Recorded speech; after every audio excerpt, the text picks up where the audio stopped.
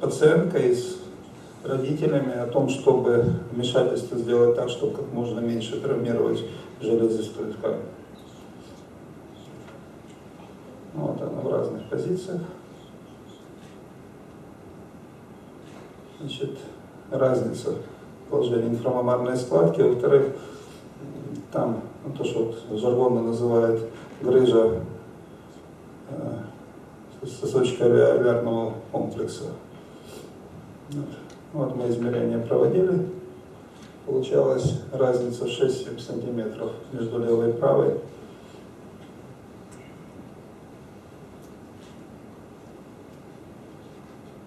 Но, как ни странно, высота примерно одинаковая получилась.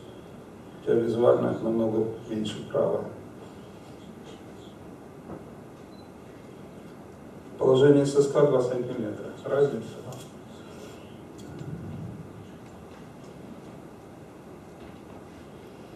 Ну вот разметочка, которую я применяю, когда записываю. Вот она в жизни получается. Значит, нижняя полусфера, разница в 6 сантиметров. По длине тоже видно. По высоте в 2 раза. Вот. Справа. То есть нельзя сужать молочную железу однозначно.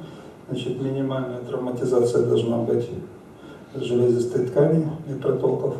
Ну и предположительный выбор в таком случае тубулярной груди пластики — это насечки задней капсулы. Значит, если не получится, тогда пришлось бы брать лоскут. Слева подгоняем под правую молочную железу с максимальным сохранением протоков и доли и использую нижний лоскут Полибейра. Доступ вдоль инфрамамарной складки. Вот. И если не удастся распластать железистую ткань, придется высекать этот лоскуточек. Левая. Классическая разметка.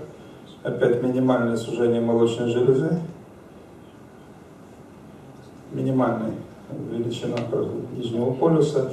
И формирование лоскута с резекцией избытка ткани. И здесь разные протезы. То есть справа высокий будет ставиться, слева низкий. Я обычно стараюсь одинаковые протезы ставить, просто грудь подгонять. Но здесь, скажем так, ограничен работой на железе. Ну вот результаты до и после. Вид слева, справа. Значит, это результат в раннем периоде, потому что потом уже практически она выровнялась.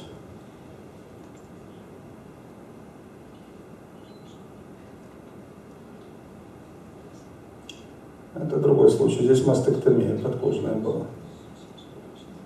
С асимметрией то нет смысла смотреть. Здесь мастектомия с 2 сторон.